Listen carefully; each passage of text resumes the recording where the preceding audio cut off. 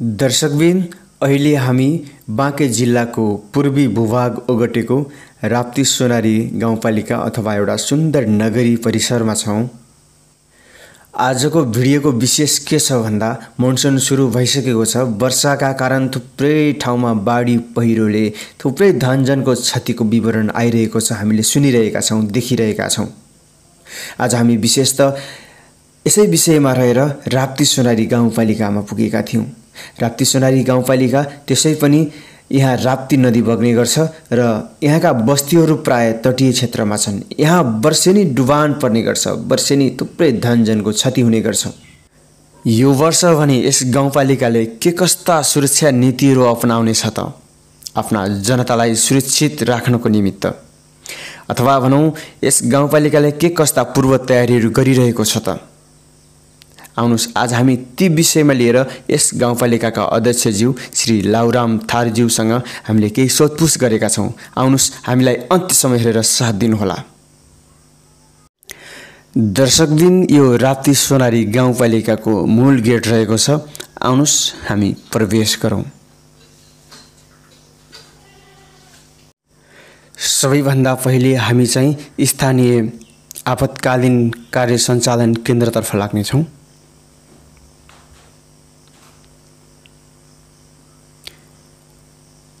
यो स्थानीय आपतकालीन कार्य सञ्चालन केन्द्र रहेको छ।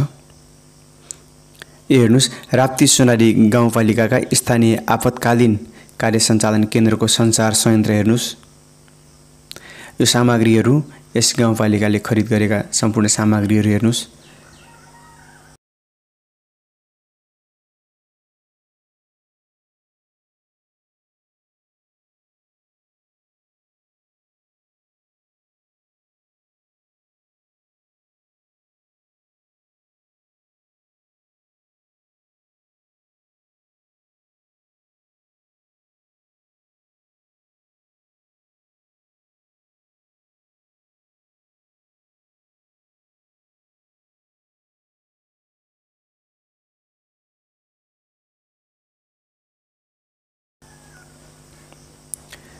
स्थानीय आपतकालीन कार्य सञ्चालन केन्द्र सामग्रीहरूको विवरण हेर्नुहोस्।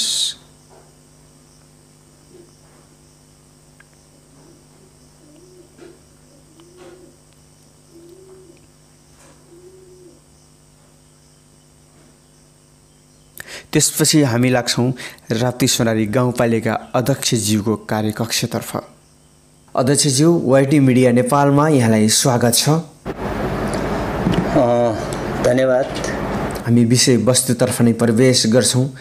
मनसुन सुरु भइसकेको छ, खोला नालाहरू बढ्न थालिसकेका छन्। थुप्रै ठाउँमा बाढी पहिरोले धनजनको क्षतिको विवरण हाम्रो सामुन्ने झलझल्ती आइरहेको छ।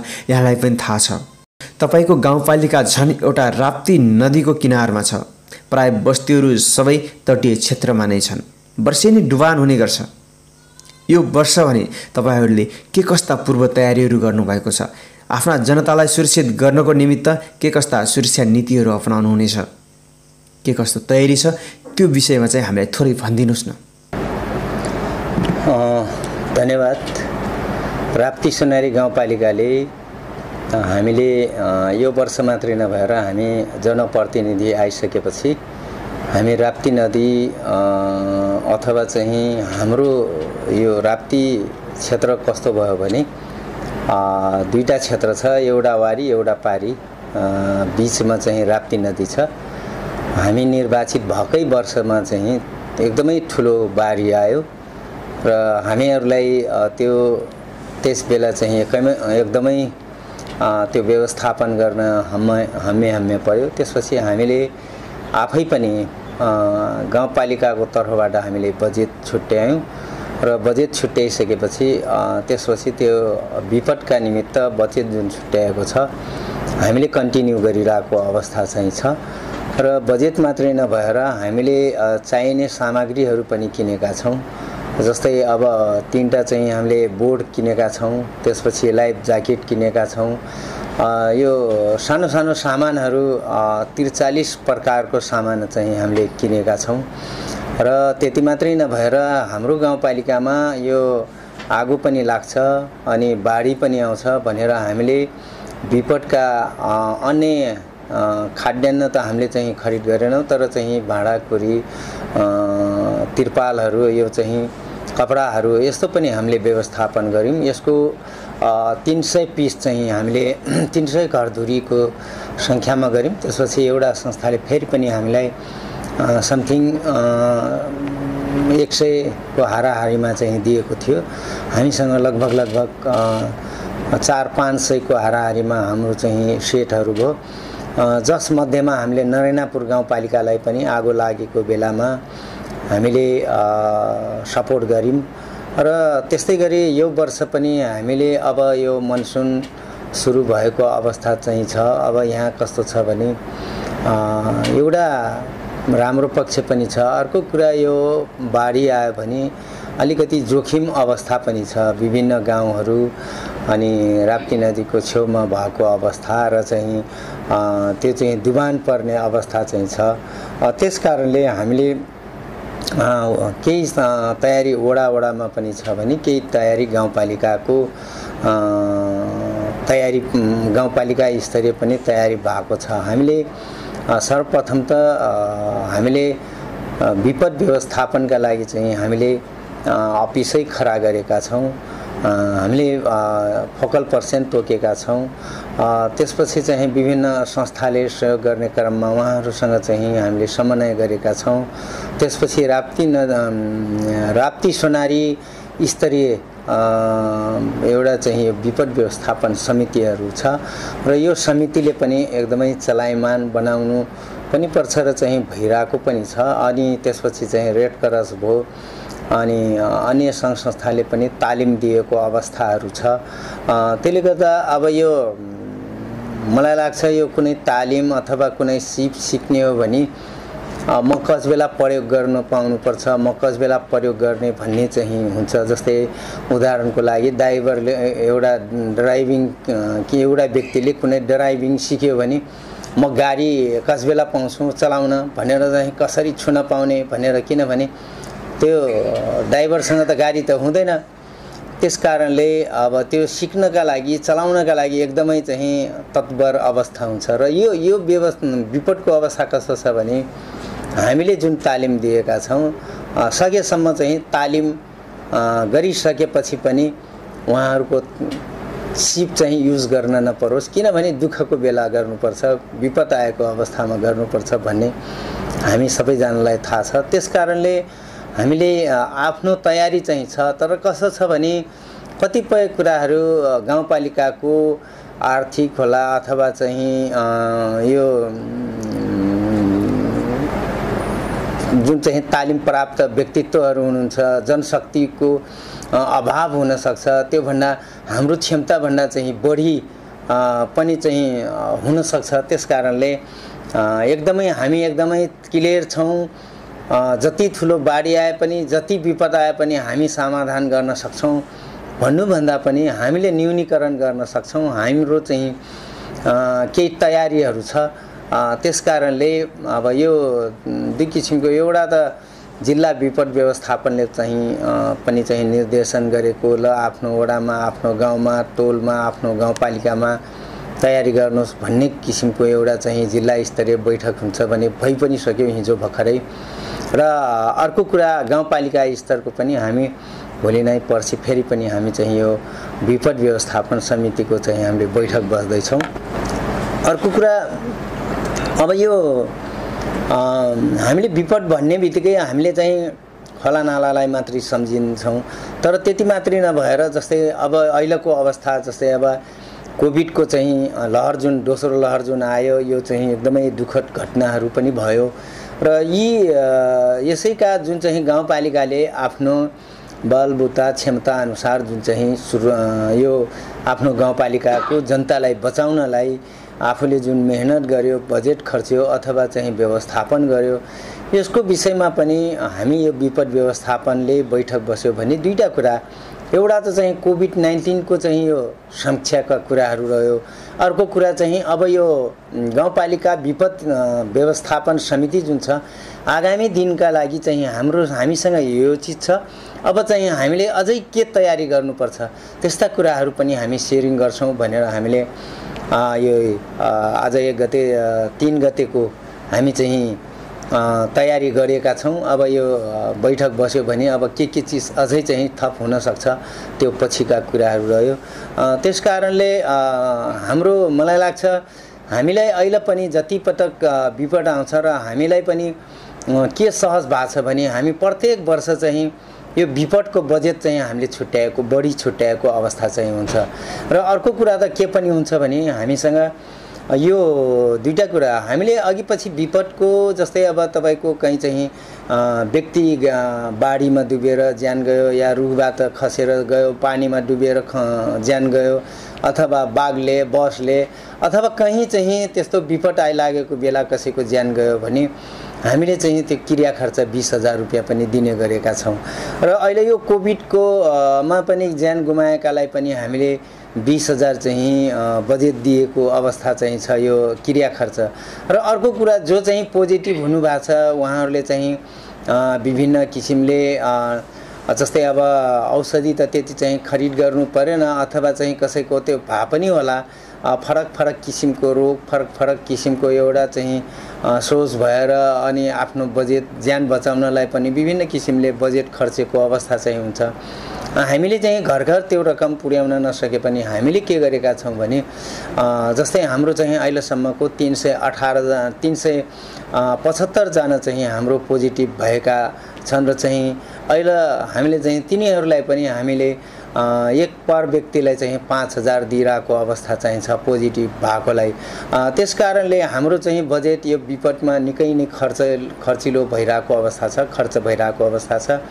र हामीले यो कोभिडको मात्रै नभएर जस्तै गाउँपालिकाले कुनै बिमारी भयो भने हाम्रो चाहिँ खास गरी विपन्न वर्गलाई चाहिँ यो सम्झेको हो। अब कोभिड त लागेकोलाई त हामी जोलाई लाग्यो जो आउनुभयो हामी सबैजनालाई व्यवस्थापन गरेको छौं र औषधि उपचारको रकम पनि जुन चाहिँ हामीले 5,000 दिइरा छौं त्यो रकम चाहिँ विपन्न वर्गलाई हामीले चाहिँ भनेका छौं। तर अब धेरै जसो गाउँपालिकामा आइसकेपछि मान्छेको सम्पत्ति त छ जस बेला चाहिँ नगद पैसा चाहिरा छ त्यस बेला चाहिँ गाडी भाडा पनि नहुन सक्छ तर हामीले कसैलाई फिर्ता गरेको अवस्था चाहिँ छैन। हामीले चाहिँ 5,000 देखि 10,000 सम्म पनि चाहिँ अवस्था हेरेर हामी हुन त अब त्यतिले केही पनि नहोला तर चाहिँ सामान्य गाडी भाडा तिर्ने एम्बुलेन्स भाडा तिर्न सक्ने त्यस्तो पनि परिस्थिति सजिलो होस् भन्ने उद्देश्यले हामीले चाहिँ सहयोग गरेका छौं। र त्यति मात्रै नभएर गाउँपालिकाले अस्ति नै भर्खर एउटा चाहिँ जिल्ला स्तरीय ठुलो यो स्वास्थ्यसँग सम्बन्धित समीक्षाहरू कोभिडको कुराहरू आइरहेको अवस्था चाहिँ थियो र कुनै कुनै गाउँपालिकामा यो एउटा पनि एम्बुलेन्स नभएको नगर वडा गाउँपालिकाहरू पनि भेट्यो। तर चाहिँ हामीले निर्वाचित भइसकेपछि हाम्रो गाउँपालिकाले एउटा के गर्यो भने एम्बुलेन्सलाई पनि प्राथमिकता दियो। हामीले चाहिँ किनभने हाम्रो यो विपद अथवा चाहिँ कुनै अवस्था आयो भने हाम्रो यहाँ नजिक चाहिँ हस्पिटल छैन भनेर हामीले यो सबै वडामा चाहिँ एम्बुलेन्स हुनुपर्छ भन्ने उद्देश्यले हामीले खरिद गर्यौं र अहिले चाहिँ 6 वटा सम्म चाहिँ भइसकेको छ र अब चाहिँ सकेसम्म सबै वडामा राख्न सक्यौं भने त्यो चाहिँ सहज हुन्छ भनेर यो खास गरी हामीले कोभिडलाई लक्षित गरेर हामीले त्यो एम्बुलेन्स पनि खरिद गरेको होइन तर चाहिँ हाम्रो यो हस्पिटल दूरीका कारणले गाउँपालिकाको जनतालाई सेवा दिन सजिलो होस् भन्ने उद्देश्यले हामीले यो एम्बुलेन्स पनि चाहिँ खरिद गर्यौं र मलाई लाग्छ अहिले यो कोभिडमा हामीलाई एकदमै सहज भयो कसैसँग हारगुहार गर्नु परेन। हामीले चाहिँ जस बेला जस्तो अवस्थामा पनि हामीले त्यो एम्बुलेन्सलाई चाहिँ प्रयोग गर्यौं जनतालाई पुर्याउनलाई चाहिँ सहयोग मद्दत पुग्यो। त्यसकारणले मलाई के लाग्यो भने हामीले जे गरेका छौं ठिकै गरेका छौं भन्ने चाहिँ अहिले त्यो महसुस भएको छ। हामीले रकम छुट्याउने बेला पनि कसैले बोर्ड कमिटीकामा चाहिँ हाम्रो कसैको विवाद चाहिँ हुँदैन। हामीले प्रत्येक वर्ष जस्तै 2 करोड 2.5 करोड सम्म चाहिँ हामीले 3 करोड सम्म पनि हामीले पैसा छुट्याएका छौं। यो वर्षेनी कुनै वर्ष चाहिँ अब 1 करोड छ भने कुनै वर्ष चाहिँ 3 करोडसम्म पनि पुगेको अवस्था चाहिँ छ र यो वर्षको अवस्था एउटा के पनि तयारी हुँदैछ भने विपदको सँगसँगै चाहिँ अब छुट्टै फेरि पनि यो कोभिड चाहिँ ठप्पिएको कारणले अब हामीले चाहिँ कोभिडलाई पनि लक्षित गरेर हामीले चाहिँ विपदका लागि चाहिँ विपदको जुन बजेट हो त्यसलाई पनि हामीले बजेटको दायरा बढाउने छौँ भन्ने चाहिँ हामीले भर्खरै सामान्य हिजो पनि छलफल गरेका थियौँ।